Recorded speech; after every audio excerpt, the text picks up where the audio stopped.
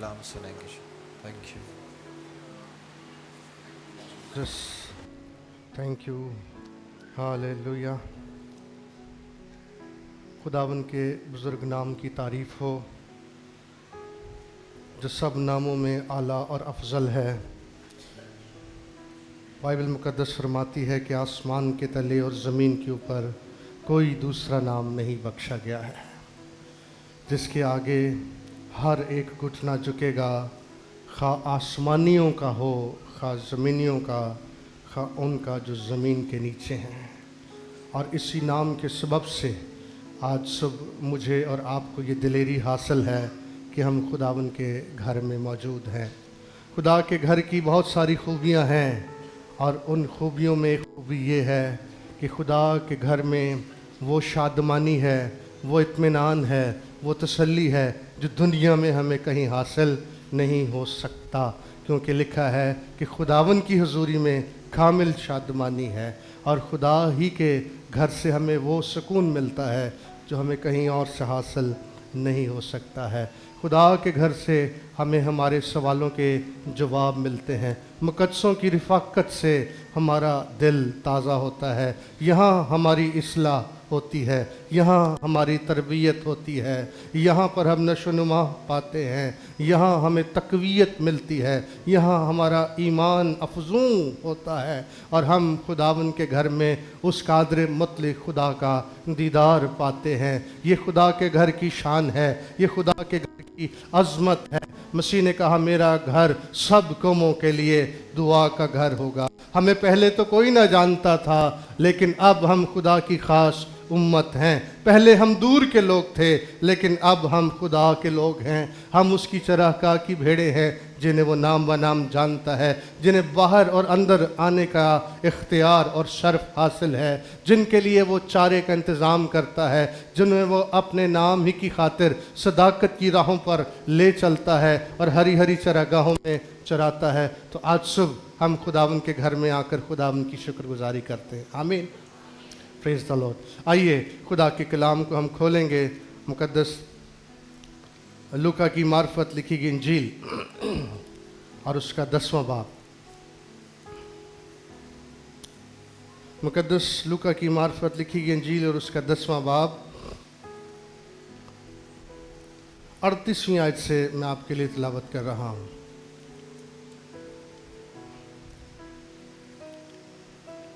Gospel of Luke chapter 10 verses from 38 till 42. لوکا 10واں باب 38ویں آیت سے لے کر 42ویں آیت تک ہم کتاب مقدس میں سے تلاوت کریں گے. خدا کا کلام سنیے. لکھا ہے پھر جب جا رہے تھے تو وہ ایک گاؤں میں داخل ہوا، اور مرتھا نام ایک عورت نے اسے اپنے گھر میں اتارا، اور مریم نام اس کی ایک بہن تھی. وہ یسوع کے پاؤں کے پاس بیٹھ کر اس کا کلام سن رہی تھی. لیکن مرتھا خدمت کرتے کرتے گھبرا گئی. پس اس کے پاس آ کر کہنے لگی اے خداوند، کیا تجھے خیال نہیں کہ میری بہن نے خدمت کرنے کو مجھے اکیلا چھوڑ دیا ہے؟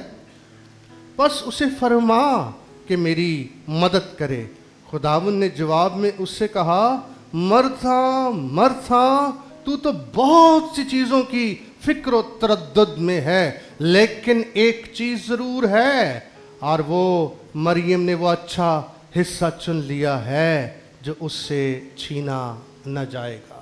خداوند کے کلام کے پڑھے اور سنے جانے پر اس کی برکت.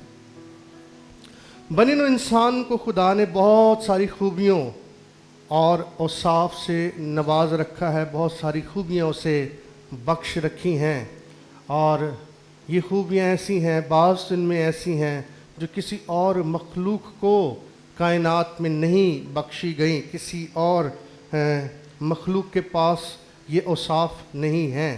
اور یہی وجہ ہے کہ انسان تمام تر مخلوقات پر فضیلت رکھتا ہے.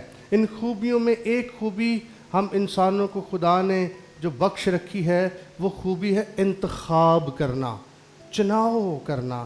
خدا نے انسان کو خود مختار پیدا کیا ہے، اسے آزاد خیال پیدا کیا ہے، اسے آزاد مرضی دے کر خدا نے پیدا کیا ہے، جو اس کے لیے ایک بڑا اعزاز ہے، جو اس کے لیے ایک بڑا شرف ہے کہ خدا نے اسے آزاد مرضی پر پیدا کیا ہے۔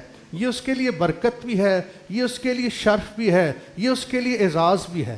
لیکن جہاں یہ برکت اور اعزاز ہے، یہی خوبی اس کے لیے آزمائش کا اور آزمائش میں گرنے کا سبب بھی بنی ہے۔ یوں انسان کے زوال کا آغاز ہوتا ہوا ہمیں دکھائی دیتا ہے۔ لہٰذا ماضی کے تجربات جن سے ہمارے بزرگ اور مقدسین ہو گزرے ہیں، ان کی زندگی سے ہم کیا سیکھتے ہیں، ان تجربات سے آج ہمارے لیے کیا لیسن ہے، ہمارا انتخاب یا چناؤ اس کی کیا اہمیت ہے، اس کی کیا قدر و منزلت ہے، اور یہی جو چناؤ ہے، یہی جو انتخاب ہے، یہ ہمارا مقام، ہماری حیثیت، یہاں تک کہ ہماری منزل کا بھی تعین کرتا ہے، یہاں تک کہ ہماری منزل بدل دیتا ہے۔ اپنی مختصر سی زندگی میں 60 سال 70 سال یا 80 سال کی جو ہماری زندگی ہے، اس زندگی میں کئی ایسے مواقع آتے ہیں، کئی ایسے موڑ آتے ہیں، کئی ایسے کہہ لے چوراہے آ جاتے ہیں، راستے آ جاتے ہیں، مواقع آ جاتے ہیں جہاں ہمیں چھوٹے یا بڑے چناؤ کرنے پڑتے ہیں، انتخابات کرنے پڑتے ہیں، چننا پڑتا ہے، فیصلہ کرنا پڑتا ہے۔ آج صبح ہم کلام مقدس میں سے کچھ 6 قسم کے چناؤ کا ذکر سنیں گے جو ہماری زندگی کے اہم ترین چناؤ میں سے ہیں۔ بہت سارے انتخابات ہم کرتے ہیں، لیکن آج صبح خدا کی رہنمائی میں، خدا کی روح کی رہنمائی میں کچھ 6 قسم کے چناؤ کا ذکر ہم سنیں گے جن کی بنیاد پر ہمارا مستقبل انحصار کرتا ہے۔ اگر ہم چاہتے ہیں کہ ہمارا مستقبل دوپہر کی روشنی کی مانند روشن ہو، ہمارے خاندان کا، ہمارے بچوں کا، ہماری فیملی کا مستقبل دوپہر کی روشنی کی مانند روشن ہو، خوشگوار ہو، خدا کی مرضی میں ہو، اس کے ارادے میں ہو، تو آج جن باتوں کا انتخاب ہم کرتے ہیں وہی اس بات کا تعین کرتی ہے کہ ہم کیسی زندگی آگے بسر کریں گے۔ تو لہٰذا انتخاب کرنا، یہ چناؤ کرنا، یہ ایک بڑا اہم فیصلہ ہوتا ہے، اور اسے ہمیں بڑے محتاط انداز میں کرنے کی ضرورت ہے۔ یہی سچائی آج صبح ہمارے سامنے ہے۔ آج صبح میرے پیغام کا عنوان ہے انتخاب یا چناؤ۔ تو آج صبح جو ہم نے حوالہ پڑھا ہے، یہاں پر 2 بہنوں کا ہمیں ذکر ملتا ہے۔ ایک بہن جو ہے، اگرچہ یہ دونوں بہنیں ہی مسیح سے بہت پیار کرتی ہیں، اور جب بھی خداوند یسوع مسیح بیتنیہ آتے ہیں تو ان کے گھر قیام کرتے ہیں، اور ہم دیکھ رہے ہیں کہ اس سارے حوالے کے اندر جب مرتھا نے مسیح کو اپنے گھر میں مہمان بنا کر اتار لیا ہے تو مسیح سے والہانہ محبت کا اظہار وہ کر رہی ہے، لیکن مرتھا جو ہے اس سارے منظر کے اندر ایک دنیا دار شخص کی تصویر پیش کرتی ہے۔ دوسری طرف جو مریم ہے وہ ایک خدا پرست شخص کی ایک تصویر جو ہے، ایک دیندار شخص کی منظر کشی کرتی ہوئی ہمیں دکھائی دیتی ہے۔ مرتھا نے خداوند کے لیے، ہم قیاس کر سکتے ہیں، لکھا نہیں بائبل مقدس میں، خیال ہے، ہو سکتا ہے کہ مسیح کے لیے شاید وہ کوئی کھانا بناتی ہو، شاید وہ کچھ اور آؤ بھگت کرتی ہو، تیاری کرتی ہو، لیکن مریم کیا کر رہی ہے؟ مریم مسیح کے قدموں میں بیٹھ گئی ہے۔ مسیح گھر میں آ گیا ہے تو مریم کی دلچسپی، مریم کی ترجیح، مریم کا چناؤ، مریم کا انتخاب کیا ہے؟ مسیح کے قدموں میں آ کر وہ بیٹھ گئی ہے اور وہ مسیح کا کلام سن رہی ہے۔ اور آگے جب ہم پڑھتے ہیں تو لکھا ہے کہ مرتھا خدمت کرتے کرتے گھبرا گئی، تھک گئی، پینک ہو گئی وہ، کہ یہ کیا بات ہے، میں ہی اکیلی سارا کام میں ہی کر دی جمع، یہ اس کو کوئی کام نہیں ہے۔ تو آ کے مسیح سے شکوہ کرنے لگی، مسیح سے گلہ کرنے لگی، اور پھر ساتھ یہ توقع بھی کرنے لگی کہ مسیح کیا کرے، اس کو کہے جا کر اپنی بہن کی کیا کر. لیکن آپ دیکھیے مسیح کی ترجیحات کیا ہیں. مسیح کا جو جواب ہے وہ مرتھا کی توقع کے بالکل برعکس ہے. اور اسی جواب کے نتیجے میں مرتھا نے مسیح سے جھڑکیں بھی کھا لیں اور نصیحت بھی اور تربیت بھی پائی. مسیح نے جواب میں اس سے کہا، لکھا ہے خداوند نے جواب میں اس سے کہا، مرتھا مرتھا تو بہت سی چیزوں کی فکر و تردد میں ہے. آج کا انسان مرتھا کی مانند بہت ساری چیزوں کی فکر و تردد میں ہے. ہمیں یہ بھی فکر ہے کہ یہ بھی ہم کام کر لیں، یہ بھی ہم جیتے جی کر لیں، ہمارا فلاں کام، بہت ساری مصروفیات، بہت سارے کام، بہت ساری ذمہ داریاں جو انسانی طور پر، دنیاوی طور پر، خاندانی طور پر ہمارے حصے میں ہیں. ہم اس میں اس قدر جکڑے ہوئے ہیں کہ ہمارے پاس مسیح کے قدموں میں بیٹھنے کا وقت نہیں بچتا ہے.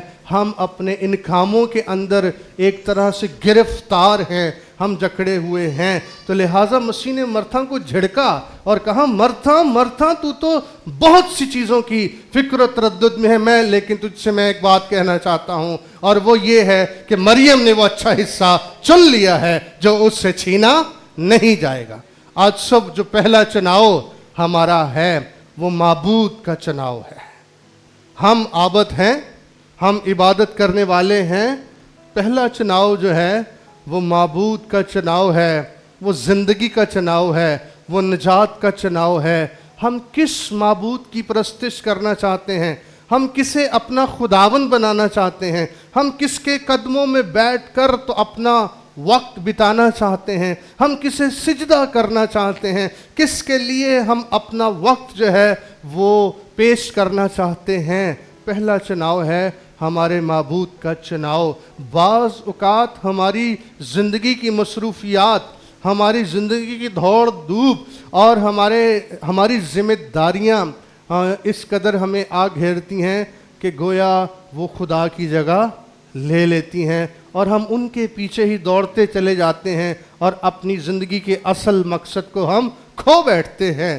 تو پہلا چناؤ ہے معبود کا چناؤ، اور مریم نے وہ اچھا حصہ چن لیا ہے جو اس سے چھینا نہیں جائے گا. مریم جانتی تھی کہ مسیح کے قدموں میں وہ اچھا حصہ مل سکتا ہے. اس کے کلام کے اندر برکت ہے، یہاں تسلی ہے، یہاں نجات ہے، کیونکہ جس گھر میں مسیح آ جاتا ہے وہاں پر کیا آ جاتی ہے؟ وہاں نجات آ جاتی ہے. جس گھر میں مسیح اتر آتا ہے وہاں پر نجات آ جاتی ہے، وہاں تبدیلی آ جاتی ہے، وہاں بدلاؤ آ جاتا ہے، وہاں خوشی آ جاتی ہے، وہاں شادمانی آ جاتی ہے، وہاں زندگی آ جاتی ہے، وہاں صورتحال بدل جاتی ہے، وہاں ترجیحات بدل جاتی ہیں، اور وہاں پر انسان ایک نیا انسان بن جاتا ہے. اس کی زندگی بدل کر اور ہی ہو جاتی ہے اور وہ نجات کا تجربہ پاتا ہے، وہ نئی پیدائش کا تجربہ پاتا ہے، وہ نیا غسل پاتا ہے اور اس کی زندگی میں ایک نئی شادمانی آ جاتی ہے. وہ خدا کا بیٹا اور اس کی بیٹی بن جاتا ہے، وہ اس کا فرزند بن جاتا ہے اور یوں وہ ہمیشہ کی زندگی کا وارث ہو جاتا ہے. تو لہٰذا پہلا چناؤ کسی بھی شخص کا جو ہو سکتا ہے، ایک دفعہ تو ہم اپنے ماں باپ سے پیدا ہوتے ہیں اور وہ ایک ایمان ہے جو ماں باپ سے ہم کیری کرتے ہیں، ہم لے کر پیدا ہوتے ہیں. لیکن پھر زندگی میں ایک ٹائم ہمیں فیصلہ کرنا پڑتا ہے کہ میں نے کس کے پیچھے چلنا ہے، میں نے اپنی آگے کی زندگی کیسے بسر کرنی ہے. کیا میری زندگی کے گاڑی کا سٹیئرنگ میرے ہی ہاتھ میں ہوگا، میں خود ہی ڈرائیو کرتا رہوں گا، یا شیطان کے ہاتھوں میں ہوگا؟ جیسے وہ ہم گیت گاتے تھے سنڈے اسکول میں، چھوٹی چھوٹی جیون گاڑی. اگر مسیح ڈرائیور ہوگا تو گاڑی کہاں جائے گی؟ سورگ کو جائے گی، آسمان کی بادشاہت تک جائے گی، جنت میں جائے گی. اور اگر شیطان ڈرائیور ہوگا تو گاڑی چھٹ سے گر جائے گی. تو ہماری زندگی کی گاڑی کا سٹیئرنگ کس کے پاس ہے؟ ہمارا معبود کون ہے؟ ہم کس کے عابد ہیں؟ ہم کس کو سجدہ کر رہے ہیں؟ ہمارا وقت کہاں جا رہا ہے؟ ہماری مصروفیات کہاں پر ہیں؟ تو پہلا چناؤ جو ہے وہ معبود کا چناؤ ہے. ہمارا خدا کون ہے؟ ہم کس کے لوگ ہیں؟ जब खुदा बनी इसराइल को मुल्क मिस्र से निकाल कर ले आया मूसा की क़यादत में, और जब मूसा बुज़ुर्ग हो गया और उसने आगे ये क़यादत जो है वो जोशुआ को या यशुआ को सौंप दी और वो खुद सो गया या खुदावन के पास चला गया, तो जोशुआ ने भी इस बात को ऑब्जर्व किया और मूसा ने भी इस बात का शिकवा किया कि ये कौम कैसी कौम है, ये गर्दन कौम है और ये बार बार खुदा से, उसके हुक्मों से क्या हो जाती है, मुनहरफ हो जाती है, खुदा को छोड़ देती है। तो एक मकाम पर यशवा की किताब और उसका 24वां बाब और उसकी 15वीं आयत अगर आप पढ़ें तो वहाँ पर योशुआ ने खड़े होकर सारी कौम को ललकारा और उसको कहा कि आज तुम्हें फैसला करने की ज़रूरत है, आज तुम्हें इंतखाब करने की ज़रूरत है, आज तुम्हें चुनने की ज़रूरत है। अगर खुदावन की परस्तिश तुमको बुरी मालूम होती हो तो आज तुम उसे जिसकी परस्तिश करोगे तुम उसको चुन लो, खा वही देवता हो जिसकी परस्तिश तुम्हारे बाप दादा बड़े दरिया के उस पार यानी मिस्र में करते थे, या अमूरियों के देवता हो जिस कौम में तुम अब बसे हुए हो, इन देवताओं की तुम परस्तिश करोगे या मिस्री देवताओं की तुम परस्तिश करोगे या उस यहोवा खुदा की तुम परस्तिश करोगे। तो उसने उनको पेशकश की, उसने उनको ललकारा, सोचो, चुनाव करो, इंतखाब करो, आगे तुम और तुम्हारे घराने किसकी परस्तिश करेंगे, किसको तुम अपना माबूद मानोगे, किसको तुम अपना खुदा मानोगे, किसके हुजूर में तुम अपने ज़बिये और कुर्बानियां गुजरानोगे। ये कहकर उसने कहा अब रही मेरी और मेरे घराने की बात। तो ये भी सुन लो, मेरा फैसला भी सुन लो, मेरा इंतखाब भी सुन लो, मेरा चुनाव भी सुन लो। अब रही मेरी और मेरे घराने की बात तो हम तो खुदावन ही की परस्तिश करेंगे, हम तो खुदावन ही से मोहब्बत रखेंगे जो हमें मुल्क मिस्र से निकाल कर ले आया, जिसने बड़ी करामात दिखाई हैं, जो समुद्रों को दो हिस्से कर सकता है, जो मिस्रियों पर आफात नाज़िल कर सकता है, जो जिंदा और कादिर मुतलक हकीकी और सच्चा और जिंदा खुदा है। हम और मैं और मेरा घराना, मेरी बीवी और मेरे बच्चे उस खुदा की परस्तिश करेंगे। हमारा माबूद वो यहोवा खुदा होगा। अब रही मेरी और मेरे घराने की बात। आज की इस मसरूफ दुनिया में बहनों और भाइयों, अगरचे हम खुदा के लोग हैं लेकिन इब्लीस बड़ा मकार है। आहिस्ता आहिस्ता आहिस्ता आहिस्ता वो हमें इस मसरूफ और जदीद दुनिया में हमारे उस खुदा की जिसकी हम इबादत करना चाहते हैं, उसकी इबादत करने, उसको सिजदा करने, उसकी परस्तिश करने से हमें सरकाता है, हमें हटाता है और यूं हमारे खुदा की जगह और चीज़ें जगह लेना शुरू कर देती हैं। तो लिहाजा अपनी ज़िंदगी का नस्बुल ऐन हमारा ये होना चाहिए कि हम जब तक जीते हैं जोशुआ की तरह, मैं अब रही मेरी और मेरे घराने की बात। एक सरबराह की जिम्मेदारी है, सुनिए गौर से बहनों और भाइयों, बाप की जिम्मेदारी है और दूसरे नंबर पर माँ की जिम्मेदारी है कि वो अपने बच्चों को धकेल कर खुदा के घर लेकर आए। अगर बाप खुदा के घर नहीं आएगा तो बीवी कैसे आएगी, बच्चे कैसे आएंगे, जब तक बाप आगे नहीं लगेगा। अब रही मेरी बात तो सुन लो, ये मेरा अहद है, ये मेरी खुदा के साथ वफादारी है, ये मेरी खुदा के साथ कमिटमेंट है, ये मेरी खुदा के साथ उसकी मोहब्बत का जवाब है जो खुदा मुझे निकाल कर ले आया, जिसने मुझे सरफराज किया, जिसने हमारे साथ निहायत कीमती और बड़े वादे किए, ये ज़मीन हमें बख्श दी कि जहां पर दूध और शहद की नदियां बहती हैं। अब मैं और मेरा घराना उस खुदा की परस्तिश करेंगे। तो लिहाजा बाप की और माँ की बड़ी जिम्मेदारी है कि वो आगे लगे और वो इस बात को यकीनी बनाएं कि उनके बच्चे जब तक जिएं वो उस खुदा की क्या करते रहें, परस्तिश करते रहें। बच्चे तकलीद करते हैं, नकल करते हैं, माँ बाप को जो करते हुए देखते हैं वही कुछ वो करते हैं। तो अगर बाप के ऊपर शफकत नहीं खुदा की, उस पर खुदा की बरकत नहीं, तो वो बरकत कैसे नीचे आएगी। लिखा ये उस तेल की मानिद है जो हारून के सर पर डाला गया और सर से होता हुआ फिर उसकी दाढ़ी पर आया और दाढ़ी से बहता हुआ फिर उसके पैराहन पर आ गया। तो बरकत जो है वो ऊपर से नीचे की तरफ ट्रांसफर होती है। तो अगर ऊपर बरकत होगी, नीचे बरकत ऑटोमेटिकली आ जाएगी। अगर हमारे आबाओ अजदाद पर बरकत होगी तो नीचे बरकत खुद ही आ जाएगी। लिहाजा बाप की जिम्मेदारी है। जोशुआ ने कहा अब रही मेरी और मेरे घराने की बात। हमारा माबूद जिंदा खुदा है। तो पहला चुनाव हमारे सामने क्या है?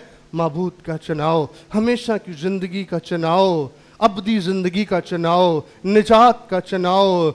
ज़कई ने सोचा कि अब आज मैं खुदावन को देखकर ही जाऊंगा। अगरचे कद भी छोटा है, भीड़ भी बहुत ज्यादा है, रुकावटें बहुत हैं, लेकिन वो नाउमीद भी नहीं हुआ, शिकस्ता भी नहीं हुआ, हार भी उसने नहीं मानी।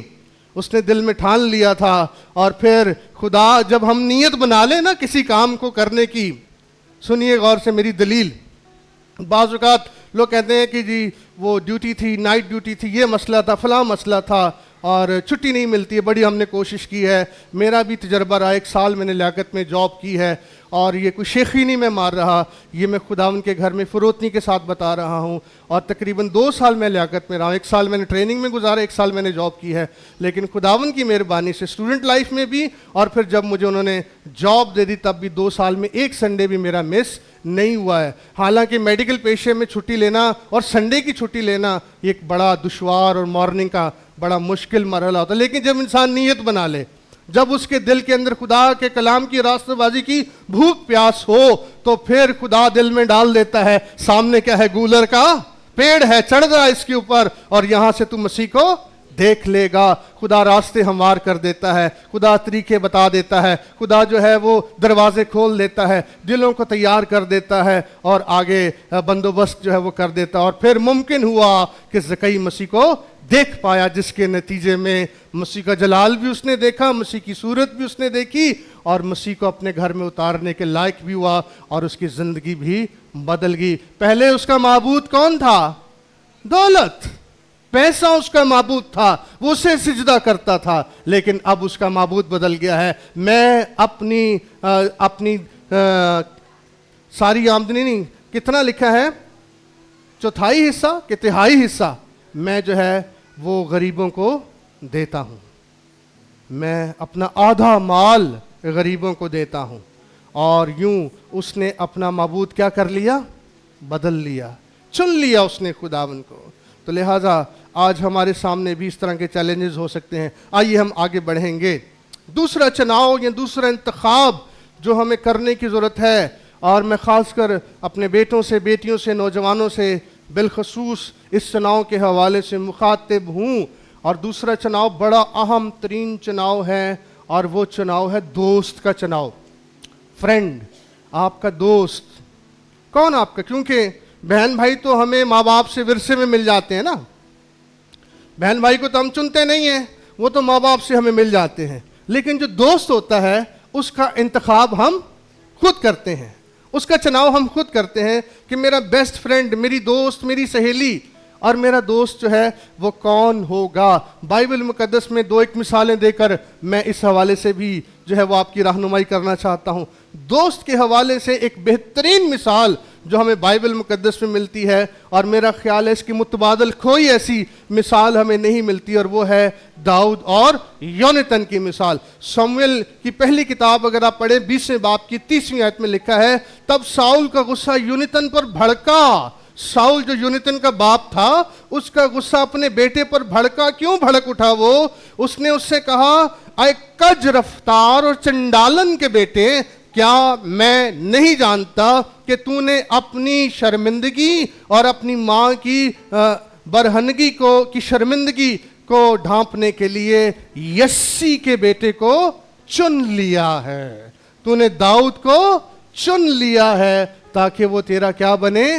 दोस्त बने, वो तेरा दोस्त हो। लिखा है योनातान का दिल, जब वो शाऊल से बातें कर रहा था, जब ये जाति जूलियत का वाकया हुआ, खुदावन ने दाऊद को सरफराज किया, और जब वो शाऊल से बातें कर चुका तो उसके बाद लिखा हुआ है 18वें बाब की पहली आयत में लिखा है, जब वो शाऊल से बातें कर चुका, यानी दाऊद शाऊल से बातें कर चुका, तो योनातान का दिल दाऊद के दिल से ऐसा मिल गया कि योनातान उससे अपनी जान बराबर मोहब्बत करने लगा।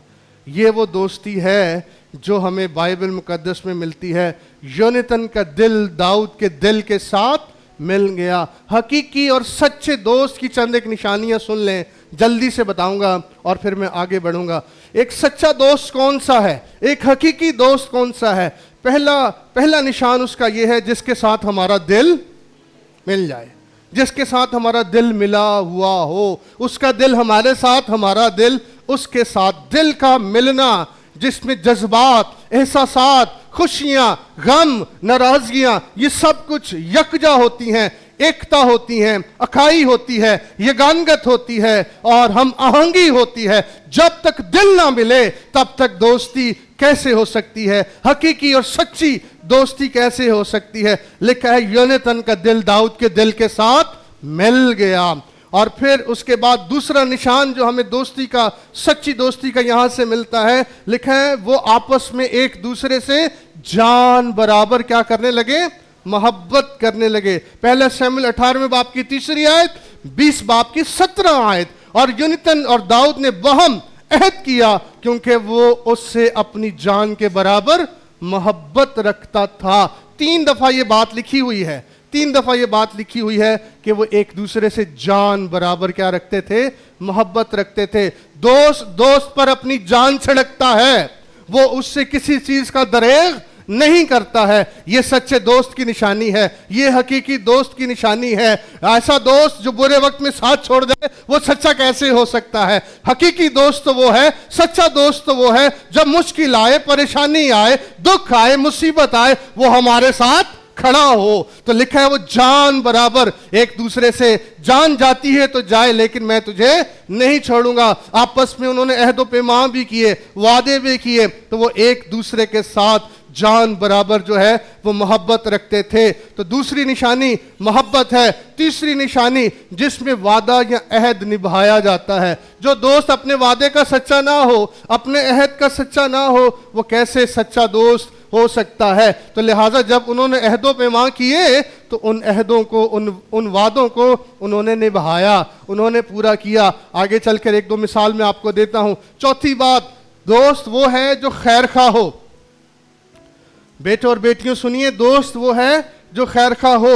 وہ دوست کہے چل آ چلیں, ایک پیک لگائیں, چل ایک کش لگا لے, وہ سچا دوست نہیں ہے. وہ سچا دوست نہیں ہے. جو آپ کو غلط راہ پہ لے جائے, غلط جگہ پر لے جائے, غلط محفل میں لے جائے, غلط رفاقت میں لے جائے, غلط طرف آپ کی رہنمائی کرے, وہ سچا اور حقیقی دوست نہیں. دوست وہ ہے جو آپ کا خیر خواہ ہے, جو آپ کے لیے بھلا سوچتا ہے. دوست وہ ہے. لکھا ہے یونتن نے اپنے باپ کی دشمنی مول لے لی. اس نے اپنے دوست کو نہیں چھوڑا. اس کو پتہ چل گیا کہ یہ دوست میرا خیر خواہ ہے لیکن میرا باپ خیر خواہ نہیں ہے. اس نے اپنے باپ کی دشمنی جو ہے وہ مول لے لی. پھر 5ویں بات, دوست وہ ہے جو رازدار ہو. 5ویں نشانی کیا ہے؟ دوست, سچا دوست وہ ہے جو رازدار ہو. جو آپ کے عیب اچھالتا پھرے, جو آپ کو ننگا کرتا پھرے, جو آپ کے اندر ہی وہ کیا کہتے ہیں آستین کا سانپ بن جائے, وہ سچا دوست کیسا ہو سکتا ہے؟ جو آپ کے گھر پہ نقب لگا جائے, وہ سچا دوست کیسا ہو سکتا ہے؟ دوست وہ ہے جو رازدار ہو, جو عیبوں کو ڈھانکے, جو آپ کی کمزوریوں کو ڈھانکے. اور جیسے یونتن اور داؤد کے واقعے میں آپ دیکھیے کہ جب نیا چاند آیا, دونوں جان گئے تھے کہ ساؤل جو ہے وہ داؤد کا جانی دشمن بن چکا ہے. اور یونتن کو بھی اس بات کا پتہ چل چکا تھا, داؤد بھی اس بات کو جانتا تھا. داؤد نے کہا یونتن, میں چاہتا ہوں کہ میں چپکے سے اپنے باپ کے گھر چلا جاؤں اور یہ ضیافت, یہ نیا چاند میرے باپ کے گھر میں ذبیحہ ہو اور میں اپنے بڑے بھائیوں کے ساتھ مل کر کھاؤں. لہٰذا تو بادشاہ سے میری طرف سے معذرت کر لینا, اس کو نہیں بتانا میں جا رہا ہوں. یونتن نے بھی اس راز کو کیا رکھا؟ راز رکھا. پہلے دن داؤد نہ آیا, وہ کہنے لگا پتہ نہیں کوئی بیمار ہے، طبیعت ٹھیک نہیں ہے، کیونکہ نئے چاند پر بادشاہ جس میز پر بیٹھتا تھا اس کے بعد اس کا سپہ سالار ابنیر، پھر یوآب، پھر سارے جو وزیر ہوتے تھے وہ سارے ترتیب سے بیٹھا کرتے تھے اور ساتھ ضیافت کھاتے تھے. لیکن آپ کو یاد ہوگا یونیتن نے ایک جملہ اور بھی کہا تھا، اس نے کہا تھا داؤد کل نیا چاند ہے، داؤد کل نیا چاند ہے، تیری بہت یاد آئے گی، تو نہیں ہوگا اور تیری جگہ کیا رہے گی؟ سچا دوست اپنے دوست کو کیا کرتا ہے؟ مس کرتا ہے. تو بہت یاد آئے گا، کل نیا چاند ہے، تیری کرسی کیا رہے گی؟ خالی. تیری جگہ کوئی لے نہیں سکتا، تیری جگہ کوئی نہیں لے سکتا، تو مجھے بہت یاد آئے گا. یہ ہے سچے دوست کی نشانی. اور پھر اس کے بعد دوسرا دن جب ہوا تو دوسرے دن بھی داؤد کوئی نہیں. تو دوسرے دن جو ہے وہ ساؤل کو بڑا غصہ آ گیا، طیش میں آ گیا. اس نے کہا میں تو سمجھا شاید بیمار ہے یا ناپاک ہے اس لیے وہ ضیافت میں نہیں آیا، وہ کہاں ہے؟ تو پھر یونیتن نے پردہ ڈالا. اس نے کہا بادشاہ سلامت، ایسا ہو گیا. اس کے بھائی نے مجبور کیا، اس نے بلا لیا اس کو اپنے پاس کہ میرے گھر میں ذبیحہ ہے، تو گھر آ جا، چاہتے ہیں کہ خاندان کے ساتھ مل کر ہم نیا چاند منائیں. اور اس بات کے بعد بھی ساؤل کا غصہ یونیتن پر بھڑکا اور وہ اس سے بہت زیادہ ناراض ہوا. تو سچا دوست وہ ہوتا ہے جو رازدار ہوتا ہے. پھر اس کے بعد سچا دوست وہ ہوتا ہے، چھٹی بات، جو قربانی دیتا ہے. جو قربانی دینے کے لیے تیار نہیں وہ بھی دوست نہیں. سیموئیل کی پہلی کتاب 18 باب کی 14 آیت میں لکھا ہے تب یونیتن نے وہ قبا، وہ لباس جو اس نے پہنا ہوا تھا اتار کر داؤد کو دی. پھر اس کے بعد اس نے اپنی پوشاک، بلکہ اپنی تلوار، اور پھر اپنی کمان، اور پھر اپنا کمر بند تک اس کو دے دیا. سب کچھ اس نے کس کو دے دیا؟ کس پر وار دیا؟ اپنے دوست پر وار دیا. تخت کس کا تھا؟ ریاست کس کی تھی؟ حق کس کا تھا؟ بادشاہ کون بننے والا تھا؟ میراث کس کی تھی؟ اختیار کس کا تھا؟ کیا یونیتن کو یہ نہیں معلوم تھا؟ کیا یونیتن اس کا حقیقی اور سچا وارث نہیں تھا؟ لیکن یہ سچا دوست ہے. اس نے خدا کے ارادے کو بھی سمجھا اور اپنے دوست کے لیے یہ تخت اس نے وار دیا، اس نے یہ ریاست اسے دے دی، یہ اقتدار اسے دے دیا. اپنا وقار، اپنی عزت، اپنی پوشاک، اپنا کمر بند، اپنی تلوار، اپنی قبا، سب کچھ اس نے داؤد کو دے دیا. تو یہ دوست کی نشانیاں ہیں. تو لہٰذا دوسرا چناؤ ہمارا کون سا ہے؟ دوست کا چناؤ ہے. تو بیٹے اور بیٹی جب ہم دوست چنتے ہیں تو ہم یاد رکھیں ہم کیسا دوست جو ہے اس کا انتخاب کر رہے ہیں. ساتویں بات اور آخری بات، دوست، سچا دوست وہ دوست ہوتا ہے جو وفادار ہو. جس دوست کے اندر وفا نہیں ہے وہ سچا کیسے ہو سکتا ہے؟ وہ حقیقی کیسے ہو سکتا ہے؟ یونیتن کی موت کے بعد جب ساؤل بھی مر گیا، یونیتن بھی مر گیا اور خداوند نے داؤد کو بحال کر دیا، تخت پر بٹھا دیا، تو داؤد نے اعلان کیا ساری رعایا میں. دوسرا سیموئیل 9 باب پہلی آیت بھی اور تیسری آیت بھی دونوں میں یہ بات لکھی ہوئی ہے. اس نے کہا اگر کوئی ساؤل کے گھرانے میں سے باقی رہا ہو، کوئی زندہ باقی بچا ہے جو ساؤل کے گھرانے میں سے ہے، تو میں یونیتن کی خاطر اس کے ساتھ مہربانی کروں گا. اور لکھا ہے خدا کی سی مہربانی کروں گا. کس کی خاطر؟ یونیتن کی خاطر، اپنے دوست کی خاطر. اس کی وفاؤں میں نے اس سے کیا کیا ہوا ہے؟ عہد کیا ہے، میں نے اس کے ساتھ وعدہ کیا ہے، میں اسے خدا کی سی مہربانی. اور آگے کی اس نے اس کے بیٹے کے ساتھ جو کہ لنگڑا تھا، اس بیٹے کو اس نے بلایا اور اپنے ساتھ کہاں بٹھایا؟ تخت پر بٹھایا. اس نے کہا آج کے بعد تو شہزادہ بن کر میرے ساتھ میرے تخت پر کھانا کھایا کرے گا. جو مراد ہیں شہزادوں کی وہ سب تجھے ملا کریں گی، جتنی زمین تیری کھو گئی ہے وہ سب تجھے واپس دلائی جائے گی. کس کی خاطر؟ یونیتن کی خاطر. وہ دوست نہیں جو وفا کرے، جو یاد کرے. تو لہٰذا دوست کا چناؤ بڑا قیمتی ہے. ایک اور مثال دے کر آگے بڑھنا چاہتا ہوں، اور وہ مثال ہمارے خداوند یسوع مسیح کی ہے. 15 باب کی 15ویں آیت میں لکھا ہے اب سے میں تمہیں نوکر نہ کہوں گا. اب سے میں تمہیں نوکر نہ کہوں گا، کیونکہ نوکر نہیں جانتا کہ اس کا مالک کیا کرتا ہے، بلکہ اب سے میں تمہیں کیا کہوں گا؟ دوست. میں نے تمہیں دوست کہا ہے. तो मसीह से बढ़कर हमारा कोई सच्चा दोस्त हो सकता है? कोई हकीकी दोस्त हो सकता है? मसीह से बढ़कर हो सकता है कोई सच्चा दोस्त जिसने हमारी खातिर क्या दे दी? इससे बढ़कर क्या कर सकता था वो हमारे लिए? वो हमारे राज को राज रखता है, वो अपने अहद को पूरा करता है, वो अपनी वफादारी को बातिल होने नहीं देता है, वो हमारा खैर खा है, वो नेक है, वो हमसे जान बराबर मोहब्बत रखता है, उसका दिल हमारे साथ लगा हुआ है। मसीह हमारा सच्चा और हकीकी दोस्त है। तो हम किस दोस्त का जो है वो चुनाव करते हैं? तीसरी बात जिसका हमें इंतखाब करना है, और ये बड़ा ही ज़रूरी है, बड़ा ही अहम है, जिसके बाद हमारी ज़िंदगी का इन्हिसार इस चुनाव पर होता है, और वो चुनाव है जीवन साथी का चुनाव, लाइफ पार्टनर का चुनाव।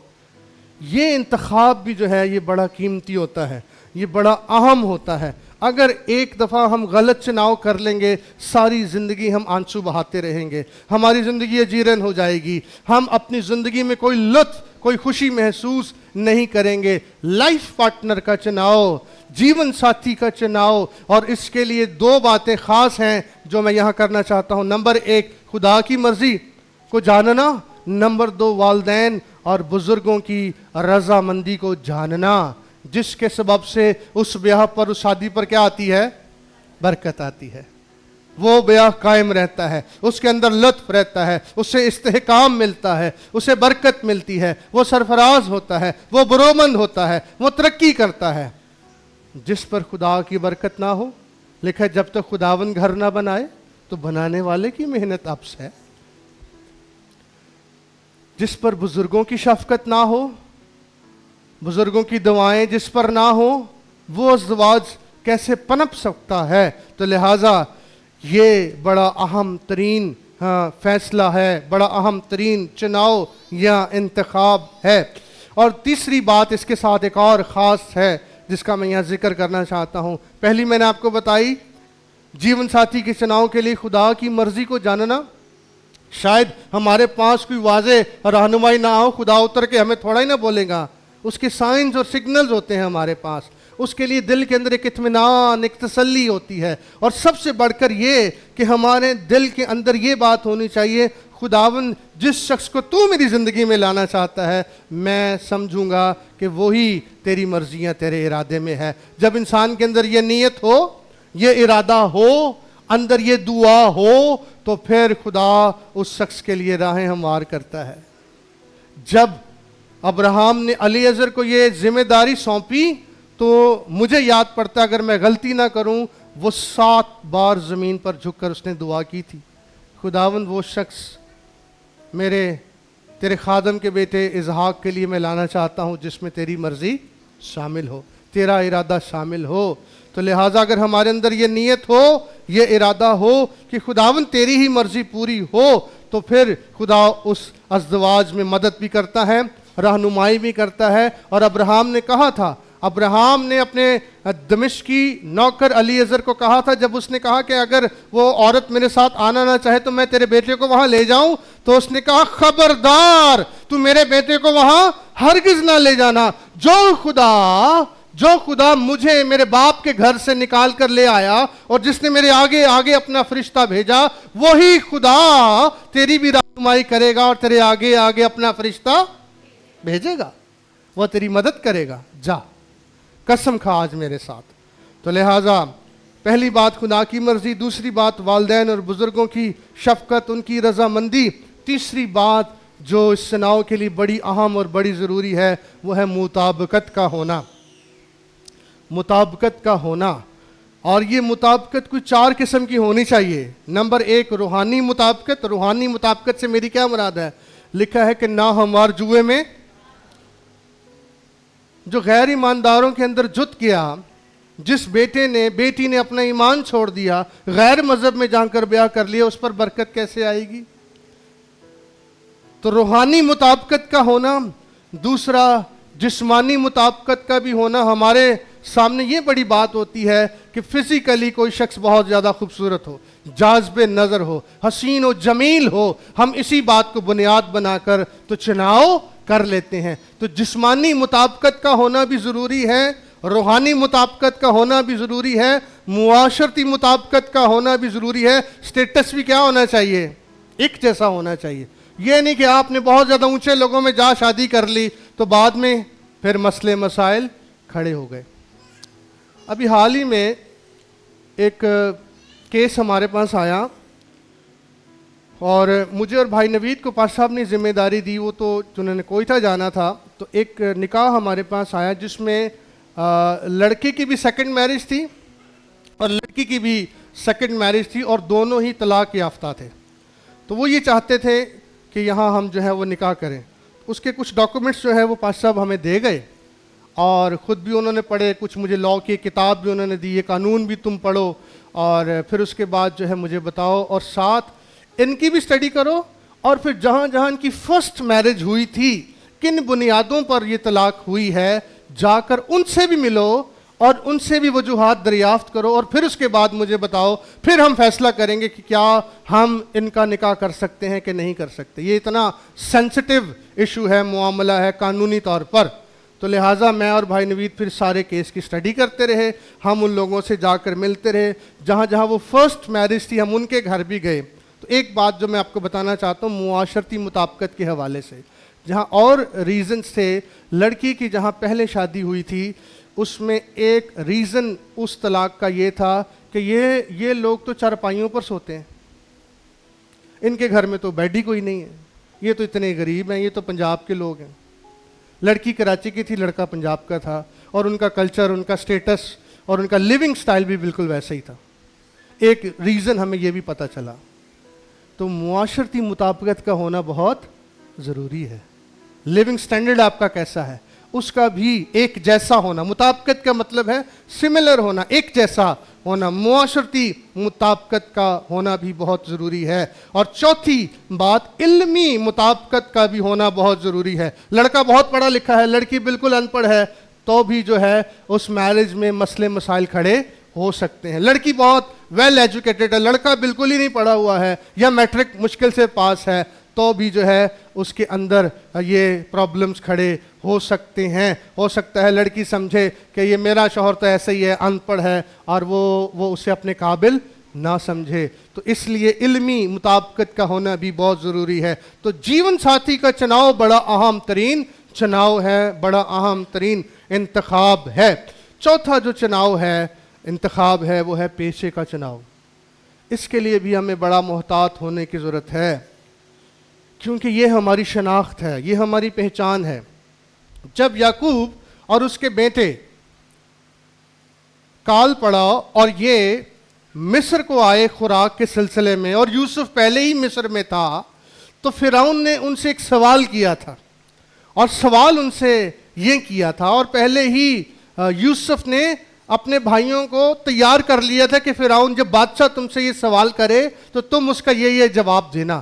تو فرعون نے ان سے سوال کیا, یعقوب سے اور اس کے بیٹوں سے پوچھا کہ تمہارا پیشہ کیا ہے, تم کیا کرتے ہو, تمہارا پیشہ کیا ہے. اس کے مطابق پھر تمہیں یہاں سیٹلمنٹ ملے گی, پھر ہم تمہیں یہاں جگہ دیں گے. تمہارا پیشہ کیا ہے, پیشہ اتنا امپورٹنٹ ہے.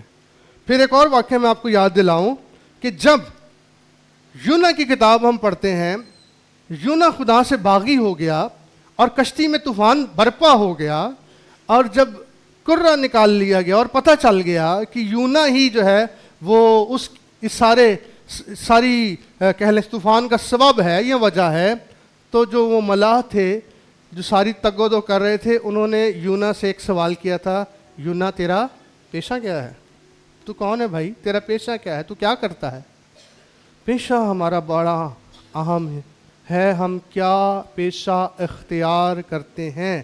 پیشہ ہماری شناخت ہوتا ہے. پیشہ یاد رکھیے, پہلی بات عزت دار ہونا چاہیے, نمبر 2 شفاف ہونا چاہیے, نمبر 3 ہمارے میلان رجحانات کے مطابق ہونا چاہیے. کیوں یہ باتیں میں کہہ رہا ہوں, اس کی وجہ یہ ہے کہ آج بہت سارے ایسے پیشے بھی ہیں جن کے اندر پیسہ تو بہت ہے لیکن عزت کوئی نہیں ہے. آج بہت سارے پیشے تو ایسے ہیں جن کے اندر پیسہ تو بہت ہے لیکن ان کے اندر شفافیت کوئی نہیں ہے. بلیک منی ہے اس کے اندر, دکھائی دے گا کہ سب کچھ ٹھیک ہے اور بالخصوص آج کے نوجوان جو یہ رات کو کرتے ہیں کال سینٹر کا جو کام کرتے ہیں، اس کے اندر بالکل بھی شفافیت نہیں ہے، ہمیں ایسا پتہ چلا. تو لہٰذا کئی ایسے مسئلے مسائل کھڑے ہوئے ہیں جن کا سامنا آج کے بچوں کو، خاندانوں کو کرنا پڑا. ہم نے کیسا پیشہ اختیار کرنا ہے؟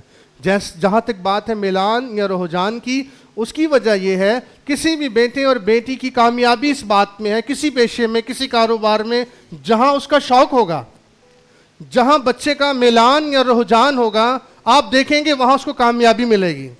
جو کام آپ اپنی مرضی سے تھوپ دیں گے اس میں اس کو کامیابی نہیں ہوگی.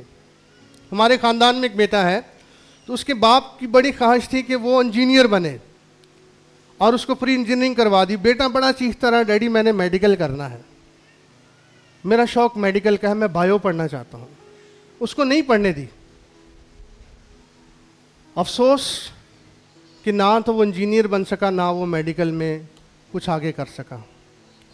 پھر بالآخر اسے MBA کرنا پڑا، اور ابھی بھی وہ ایک ایسی جاب کر رہا ہے جو کہ اس کی فیلڈ سے وابستہ نہیں ہے.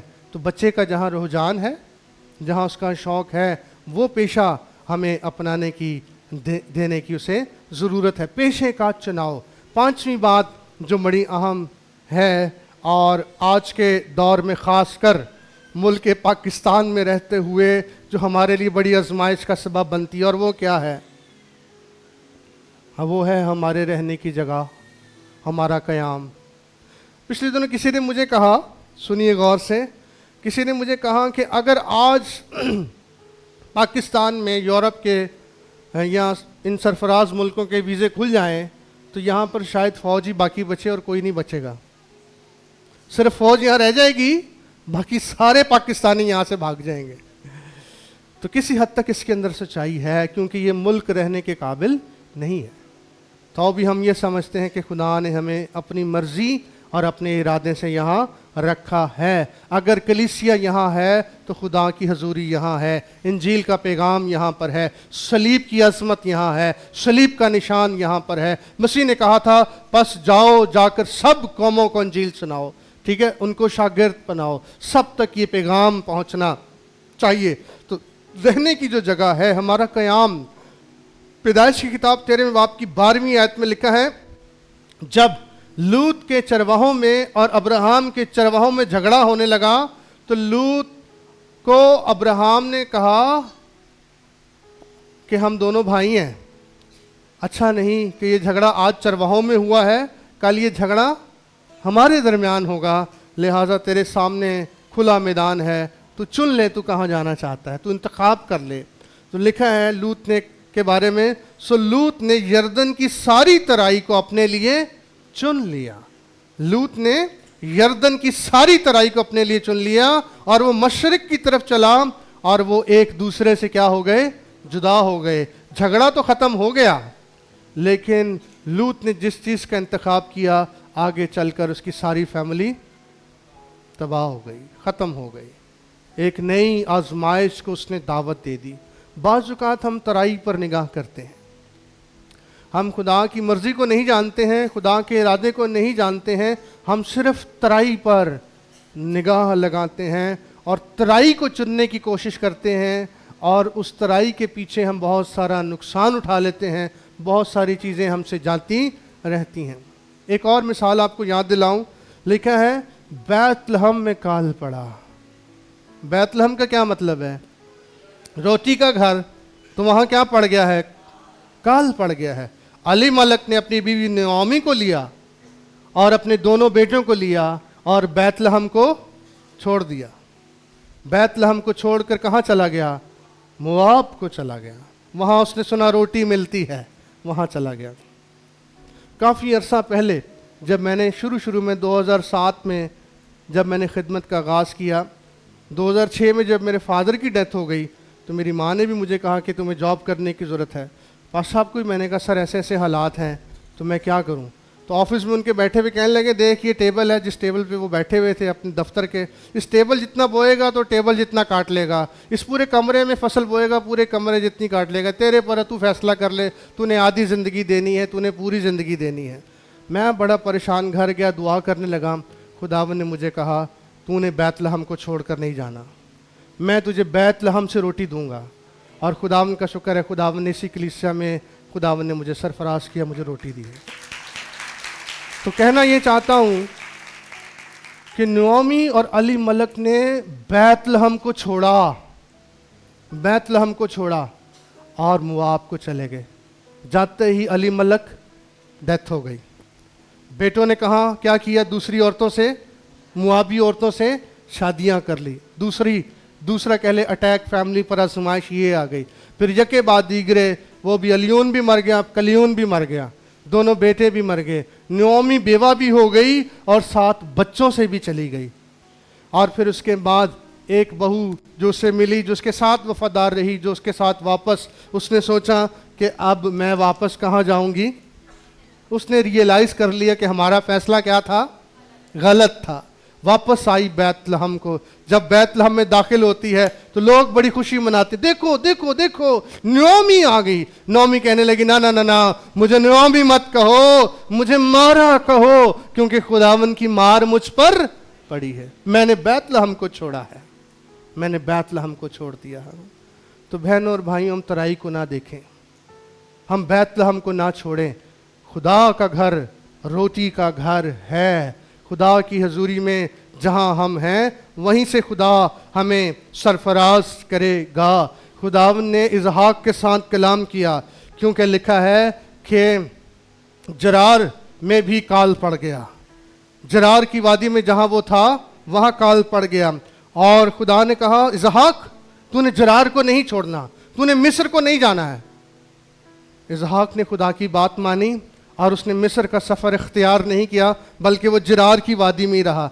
जरार की वादी में उसने लिखा है पहले साल उसने खेती की, पहले ही साल जब उसने खेती की, और लिखा है पहले ही साल जरार की वादी में जब उसने खेती की तो उसको 100 गुना फल मिला। और वहाँ के जो चरवाहे थे, वहाँ के जो किसान थे, वो रश्क करने लगे, इतने अरसे से हम यहाँ पर हैं और हम यही बीज बो रहे हैं, यही ज़मीन है, यही खेती है, यही अनाज है, लेकिन हमें तो आज तक 100 गुना नहीं मिला। ये परदेसी, ये मुसाफिर कल आया, आज इसने खेती की और अगले ही दिन इसको 100 गुना फल मिल गया।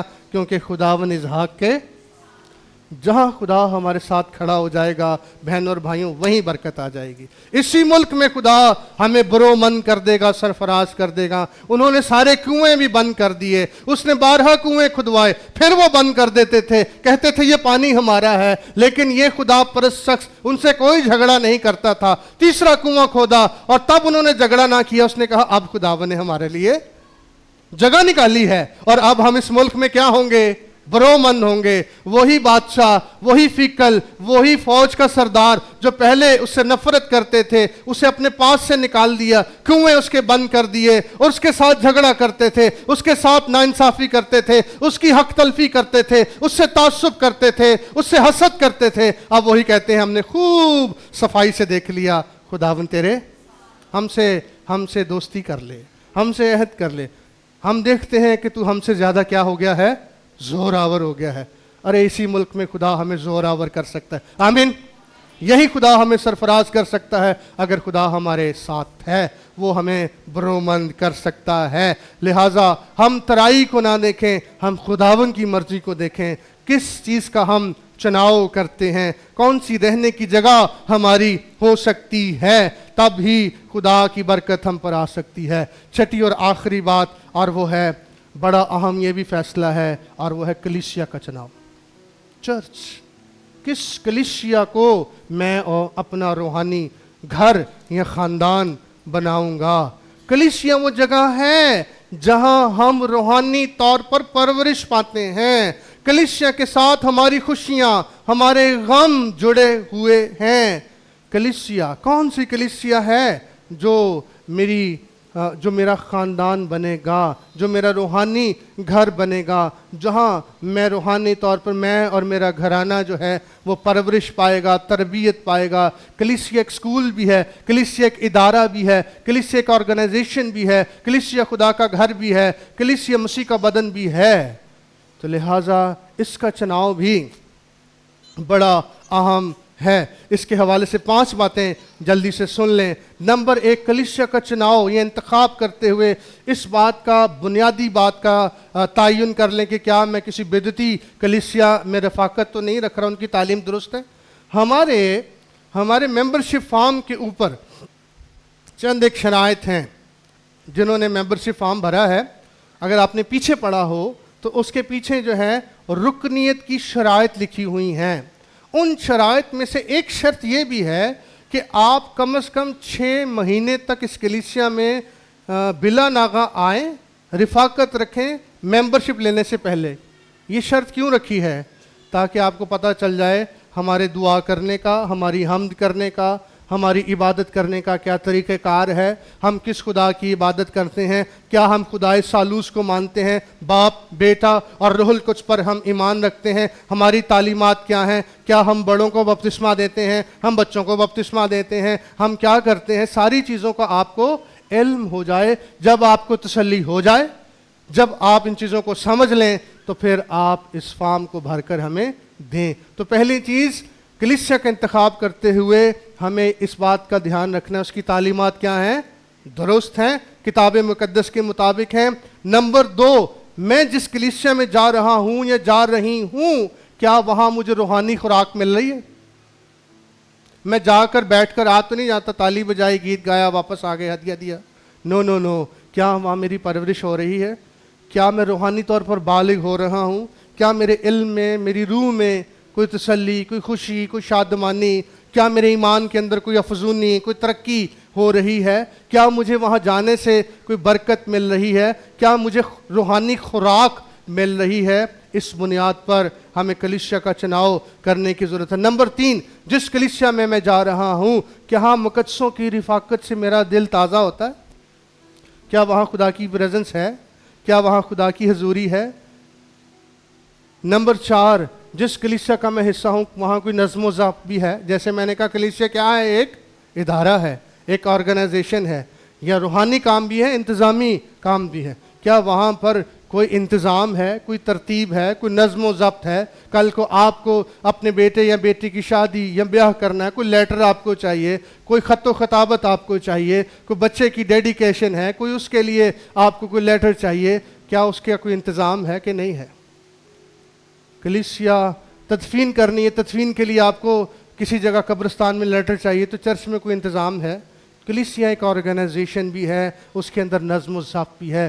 ہماری ایفیلیشن یہاں گورا قبرستان کے ساتھ تو نہیں، لیکن ہماری ایفیلیشن یہاں پر ہے جو ڈرگ روڈ کا قبرستان ہے، وہاں کوئی جنازہ ہو یا نہ ہو، کلیسیا میں کسی بھی مہینے میں کوئی جنازہ ہو یا نہ ہو، ہم نے ہر مہینے ان کو 4000 روپیہ دینا ہے۔ یہ ہماری ایفیلیشن کی فیس ہے۔ ایوری منتھ 4000 بھائی جاوید وہاں ان کو جو ہے وہ یہ فیس پے کرتے ہیں۔ یہ چرچ کا انتظام ہے، یہ چرچ کا انتظام ہے تاکہ آپ کو کل کو کوئی مشکل یا پریشانی نہ ہو۔ تو چرچ کے اندر نظم و ضبط کا ہونا، انتظام کا ہونا۔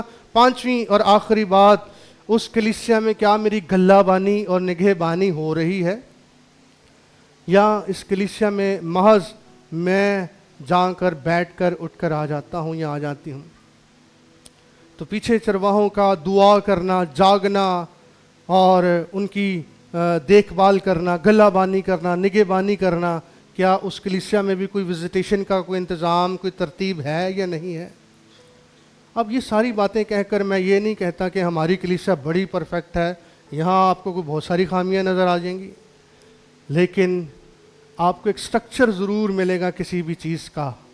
تو لہٰذا اگر میرے اندر آپ کے اندر کوئی تسلی نہیں ہے، کوئی اطمینان نہیں ہے، کوئی برکت نہیں ہے، تو ہم سمجھیں کہ میں اس کو اپنا روحانی گھر بنا سکتا ہوں کہ نہیں بنا سکتا۔ کلیسیا مسیح کا بدن بھی ہے، ہماری ساری چیزیں ایک دوسرے کے ساتھ جڑی ہوئی ہیں۔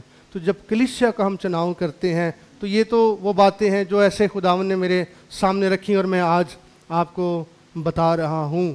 اس سے اور بہت ساری باتیں ہو سکتی ہیں اور بہتر اور خوبصورت باتیں بھی ہو سکتی ہیں، لیکن میری ناقص عقل کے مطابق جو مجھے سمجھ آیا آج میں آپ کی رہنمائی کر رہا ہوں۔ آئیے بہنوں اور بھائیوں، آج کا دن ہمارے لیے بڑا غور طلب ہے۔ مریم نے وہ اچھا حصہ چن لیا ہے جو اس سے چھینا نہیں جائے گا۔ ہم کیا چن رہے ہیں؟ ہم زندگی میں کیا چن رہے ہیں, کن چیزوں کو ہم چن رہے ہیں, ہمارے فیصلہ جات کیا ہیں, ہمارے انتخابات کیا ہیں, ہمارے چناؤ کیا ہیں اور کیسے ہیں, کن کن موقعوں پر ہیں, ہم اپنے بچوں کے لیے کس چیز کا انتخاب کر رہے ہیں. کیا جوشوا کی طرح آج میں اور آپ کہہ سکتے ہیں اب رہی میری اور میرے گھرانے کی بات؟ ہم تو خداوند ہی کی پرستش کریں گے, چاہے آندھی آئے, چاہے طوفان آئے, چاہے بارش ہو, ہم تو خداوند ہی کی پرستش کریں گے. جیون ساتھی کے چناؤ کا معاملہ آئے تو ہم کہیں خداوند تیری مرضی پوری ہو, ہمارے قدموں کی رہنمائی کرنا, ہم یہ کام بھی تیرے ہاتھوں میں سونپتے ہیں. پیشے کا چناؤ آئے, خداوند تیری مرضی پوری ہو, خداوند ہماری مدد کر. رہنے کی جگہ کا میں یہ نہیں کہتا, سنیے مجھے کوئی غلط نہ سمجھ لے کہ ہمیں باہر نہیں جانا چاہیے. خداوند آپ کے لیے دروازہ کھولتا ہے, ضرور جائیں. ہمارے بہت سارے لوگ باہر ہیں اور باہر سے کلیسیا کو سپورٹ کر رہے ہیں, تو یہ بھی ہمارے لیے برکت کی بات ہے. لیکن جہاں خدا ہمارے لیے دروازہ کھول دے, جہاں خدا ہمارے لیے کوئی اپرچونٹی کریٹ کر دے, جہاں خدا ہمیں کھڑا کر دے, بہنوں اور بھائیوں, برکت وہاں ہے, وہاں برکت ہے. اگر خداوند آپ کے لیے انگلینڈ کا دروازہ کھولتا ہے, امریکہ کا دروازہ کھولتا ہے, کسی اور جگہ کا, اور خداوند چاہتا ہے کہ خداوند نے وہاں آپ کو سرفراز کرنا ہے, you should go, you must go. ہمیں ضرور جانا چاہیے. اس لیے لیکن اس بات کو دھیان میں رہیں. بات لمبی نہیں میں کرنا چاہتا, ٹائم میرا زیادہ ہو رہا ہے. کافی عرصہ ہوا اس بات کو, میں نے اپنے چاچو سے یہ بات سنی.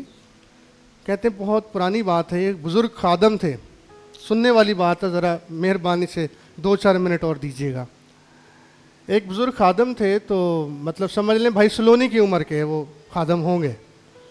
تو ان وقتوں میں خداوند نے اس کو بڑی برکت دی, خدا اسے استعمال کرتا تھا, اور یہ پی ایف کا ڈیری فارم کا علاقہ تھا, وہاں پر وہ خدمت کرتے تھے. تو وہ کہتے کہ مجھے نا خداوند نے خدمت کے لیے بلا لیا ہے, تو اپنی بیوی کو کہنا انہوں نے کہ میں بس خدمت ہی کروں گا, میں نے یہی رہنا, میں نے نہیں جانا باہر. تو بڑا عرصہ میں نے باہر گزار لیا, بڑا پیسہ کما لیا. تو ان کی بیوی ان کو کہنے لگی کہ نہیں آپ باہر جائیں, بس آپ جائیں, ہاں کیسے ہمارا گزارا ہوگا, اتنے مسئلے مسائل اور اتنی مہنگائی اور یہ اور وہ. تو جب اس نے ناک میں دم کر دیا تو اس نے ایک دن اس کو کہا میں تیرے کہنے پہ چلا جاتا ہوں, لیکن اب شاید میں زندہ واپس نہ آؤں. وہ بندہ چلا گیا بھائی اپنی بیوی کے کہنے پر. یہ میں سچا واقعہ آپ کو بتا رہا ہوں.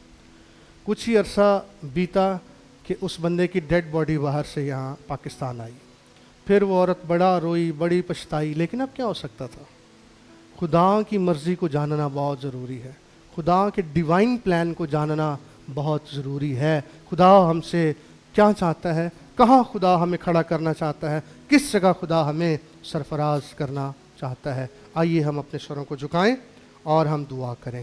اگر آج صبح آپ چاہتے ہیں کہ خدا کی مرضی اور خدا کا ارادہ ہماری زندگی میں پورا ہو, کیونکہ خدا کے پاس ہمارے لیے ڈیوائن پلانز ہیں, کیونکہ خدا کے خیالات عمیق بھی ہیں, گہرے بھی ہیں, اونچے بھی ہیں, اور بنائے عالم سے پیشتر وہ ہمارے بارے میں سوچتا ہے.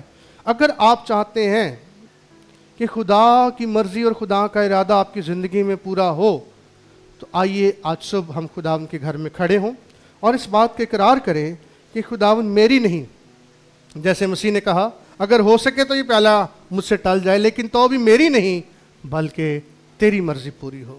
اگر یہ خیال, یہ نیت, یہ سوچ, یہ چاہت آپ کے اندر ہے, اور آپ سمجھتے ہیں کہ خدا کی مرضی اور ارادے کو پورا کرنے میں ہی میری سلامتی, بقا اور قیام ہے, تو آئیے ہم اس بات کو لے کر کھڑے ہوں. یہ کھڑا ہونا اس بات کے اظہار ہے کہ خداوند میں چاہتا ہوں یا میں چاہتی ہوں میری اور میرے گھرانے کی زندگی میں تیری مرضی پوری ہو. پھر آپ اپنے چپو نہیں چلائیں گے, پھر خدا پیچھے سے آپ کی کشتی پر ہوا چلائے گا, اور آپ کی کشتی خود بخود جو ہے وہ آگے بڑھنا شروع ہو جائے گی. پھر آپ کو زور لگانا نہیں پڑے گا, کیونکہ خدا کی حمایت مل جائے گی, اور خدا ہمیں ہماری منزل یا ڈیسٹینیشن تک پہنچا دے گا. آئیے اس بات کو لے کر ہم کھڑے ہوں اور ہم دعا کریں. خداوند تیری مرضی پوری ہو. خداوند ان تمام انتخابات میں تیرا ہی نام جلال پائے, اور خدا باپ ہم چاہتے ہیں تیرا ارادہ قائم رہے جو کبھی باطل نہیں ہو سکتا ہے, کیونکہ ہم تیرے ہاتھ کی کاراگری ہیں, ہم تیرے ہاتھ کے بنائے ہوئے برتن ہیں. ہمارے اندر تو نے بیش قیمت خزانہ رکھا ہے، اس سے پیشتر کے میں اور آپ پیدا ہوں، ماں کے پیٹ ہی سے خدا کی آنکھوں نے ہمارے بے ترتیب مادے کو دیکھا، ابھی ایک بھی دن وجود میں نہیں آیا تھا۔ بہنوں اور بھائیوں، تمام دن خدا کی کتابوں میں لکھے ہوئے تھے، میں اور آپ کیا کریں گے، کس چیز کا چناؤ کریں گے؟ خدا بنائے عالم سے پیشتر سے جانتا تھا، اور خدا چاہتا ہے، اس کی خوشنودی اس بات میں ہے، خدا اس بات سے خوش ہوتا ہے کہ ہم اپنی مرضی کو خدا کی مرضی کے تابع کر دیں۔ جس طرح پولس نے کہا اور اس بات کا اقرار کیا کہ میں تو روح میں بندھا ہوا یروشلم کو جاتا ہوں، تم رو رو کر میرا دل کیوں توڑتے ہو؟ کاش ہم روح میں بندھے ہوئے ہوں، ہم خدا کی مرضی کی زنجیر سے بندھے ہوئے ہوں، کاش ہم پولس کی طرح خدا کے قیدی ہوں، ہم اس کے بندے اور بندیاں ہوں۔ وہ اپنا تعارف یہی کہہ کر کرواتا ہے، پولس جو خدا کی مرضی سے خدا کا بندہ ہے، خدا کا رسول ہے، چنا ہوا ہے، میں اور آپ خدا کے غلام ہو جائیں، ہم اس کے بندے اور بندیاں، خدا کے ارادے ہماری زندگیوں میں پورے ہونے لگے۔ خدا کا ارادہ قائم رہتا ہے بہنوں بھائیوں، خدا کا ارادہ قائم رہتا ہے۔ ہمارے ارادے بدل جاتے ہیں، ہمارے منصوبے فیل ہو جاتے ہیں، اور خدا ہمارے ارادے ناتمام ہو جاتے ہیں، وہ کامیاب نہیں ہو پاتے ہیں، لیکن خدا کی مرضی قائم رہتی ہے۔ آئیے ہم سپرد کر دیں اپنے مستقبل کے پلانز کو، اپنے سفر کو، اپنی ڈیسٹینیشن کو، اپنی منزل کو، اپنے جیون ساتھی کو، جتنے اس وقت یہاں پر بیچلرز بیٹھے ہوئے ان کے لیے نصیحت ہے۔ اس سے پیشتر کہ آپ اپنا جیون ساتھی چنیں، خدا فرماتا ہے آدم کا اکیلا رہنا اچھا نہیں ہے، میں اس کے لیے ایک مددگار بناؤں گا۔ کیا خدا بدل گیا ہے؟ کیا آج خدا کو ہماری فکر نہیں ہے؟ خدا کو آج بھی ہماری فکر ہے۔ خدا ہماری ہر ایریا میں فکر کرتا ہے، اور خدا چاہتا ہے کہ خدا ہی کی مرضی ہماری زندگی میں پوری ہو۔ آئیے ہم سرنڈر کر دیں، آئیے ہم ہتھیار ڈال دیں، آئیے ہم خداوند کو موقع دیں، ہم روح القدس کو موقع دیں، وہ مدد کرے، وہ فیصلہ کرے، وہ چناؤ کرے، وہ انتخاب کرے، وہ ہماری رہنمائی کرے، وہ ہمارے آگے آگے ہو کر چلے، وہ اپنا فرشتہ ہمارے آگے آگے بھیجے، وہ ہماری راہوں کی حفاظت کرے، رکاوٹوں کو دور کرے، راستے سیدھے بنائے، اپرچونٹیز کریٹ کرے۔ وہ خدا جو سب کچھ کرنے کی قدرت رکھتا ہے۔ ہاللیلویہ۔ نہایت ہی مہربان زندہ آسمانی باپ، ہم تیرا شکر کرتے ہیں، ہم تیری ستائش کرتے ہیں، اور آج صبح ہم اپنے ارادوں کو پیچھے کرتے ہیں، ہم اپنی مرضیوں کو تیری مرضی کے آگے انڈیل دیتے ہیں۔ ہم چاہتے ہیں کہ ہماری زندگی میں تیرا ارادہ قائم ہو، تیری مرضی پوری ہو، تیرا بیٹا مسیح جلال پائے، اور خداوند پاک خدا جو کچھ تو نے ہمارے لیے سوچ رکھا ہے وہی پورا ہوتا جائے۔ خداوند پاک خدا اپنے بچوں کی مدد کر، جو دعائیں خداوند اس وقت تیری حضوری میں تیرے لوگ کھڑے ہو کر رہے ہیں، ہمارا ایمان ہے کہ تیری آنکھ دیکھتی ہے اور تیرا کان سنتا ہے، تو ہمارے دلوں کو بھی جانتا ہے، تو ہماری نیتوں کو بھی جانتا ہے، تو ہمارے باطن کو بھی جانتا ہے، اور تو خداوند پاک خدا ہمارے دل کی بات دریافت کر لیتا ہے۔ ہم تیرا شکر ادا کرتے ہیں، تیری برکت چاہتے ہیں آج کی ساری عبادت کے لیے، سارے انتظام کے لیے، پرستش کے لیے، ہدیہ جات کے لیے، ان درخواستوں کے لیے، جن خاندانوں میں بیاہ شادی ان کے لیے تیری برکت چاہتے ہیں، جہاں اموات ہوئی ہیں خداوند ان کے لیے تیری تسلی، تیرا اطمینان چاہتے ہیں، جو دعا کی درخواستیں ہمیں ملی ہیں، جہاں جہاں بیماری ہے، دکھ ہے، مصیبت ہے، مصائب ہیں، اور خداوند دیگر مسائل ہیں، خدا باپ اپنی رحمت سے، اپنی شفقت سے اور اپنی قدرت کو ظاہر کر کے انہیں دور فرما دے، کیونکہ تو ایسا کرنے کی قدرت رکھتا ہے۔ ہم تیری شکر گزاری کرتے، تیری برکت چاہتے ہیں، اپنے بچوں کو سلامتی سے رخصت فرما اور برکت دے، سب باتوں میں تیرا نام جلال اور عزت پائے۔ اپنے وطن عزیز کے لیے، اپنے ملک کے لیے ہم دعائے خیر اور برکت چاہتے ہیں، تیری شکر گزاری کرتے ہیں۔ یہ دعا تیرے بیٹے یسوع مسیح کے بزرگ، پاک اور جلالی نام سے مانگتے ہیں، آمین۔ اب ہمارے خداوند یسوع المسیح کا فضل، خدا باپ کی محبت، روح القدس کی رفاقت اور شراکت ہم سب کے ساتھ اور دنیا کے تمام مقدسین کے ساتھ اب سے لے کر ہمیشہ تک ہوتی رہے، آمین آمین۔ آپ کی توجہ، برداشت، صبر کے لیے بہت شکریہ۔ God bless you all. جا سکتے ہیں آپ۔